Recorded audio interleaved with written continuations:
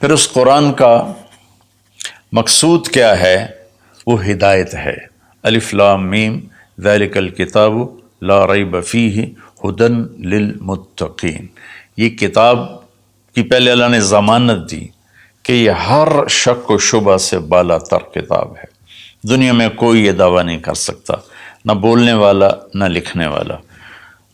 انبیاء کے سوا بڑے سے بڑا علامہ ہو بولنے میں خطا کھائے گا، بڑے سے بڑا علامہ ہو لکھنے میں خطا کھائے گا، صرف میرے رب کا انبیاء اور میرے رب کا کلام ہر خطا سے پاک ہے۔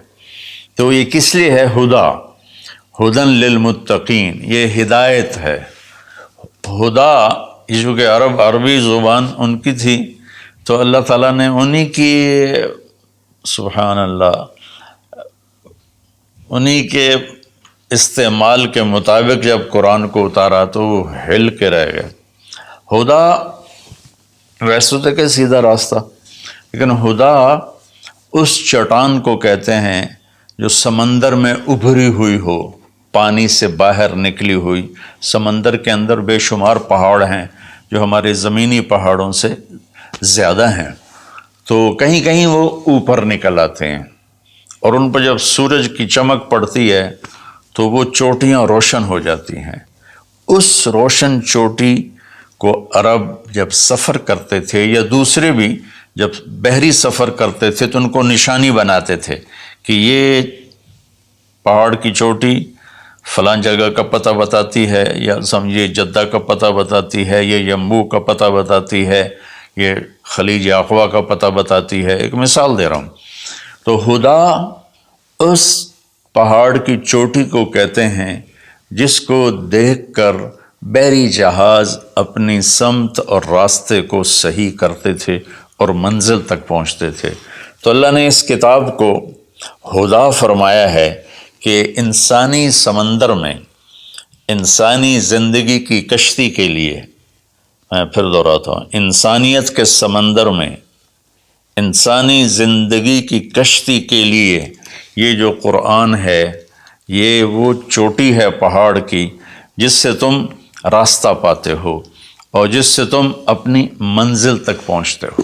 ایک مقصد تو اس کا یہ ہے کہ مجھے کیا کرنا ہے قرآن بتائے گا، کیا نہیں کرنا قرآن بتائے گا۔ جو کہا گیا وہ کر لو، جس سے روکا ہے وہ چھوڑ دو۔ دوسرا، قرآن کا مقصود کیا ہے؟ ھذا بلاغ للناس، یہ پیغام ہے لوگوں کو پہنچانے کے لیے، جس کو امت آج بھلا چکی ہے۔ مدت ہوئی صیاد نے چھوڑا بھی تو کیا، تاب پرواز نہیں راہ چمن یاد نہیں۔ مدت ہوئی، پرندہ پنجرے میں بند تھا، جب شکاری نے اس کو کھولا پنجرے کا دروازہ اور کہا کہ جاؤ آزاد ہو، تو وہ کہتا ہے تاب پرواز نہیں، میں اڑ نہیں سکتا، تم بہت چھوٹی عمر میں مجھے پکڑ کے لائے تھے میرے گھونسلے سے، راہ چمن یاد نہیں، اور مجھے راستہ بھی معلوم نہیں کہ میرا گھونسلہ کس چمن میں تھا، کس درخت پہ تھا، کس شاخ پہ تھا، میں کچھ نہیں کر سکتا۔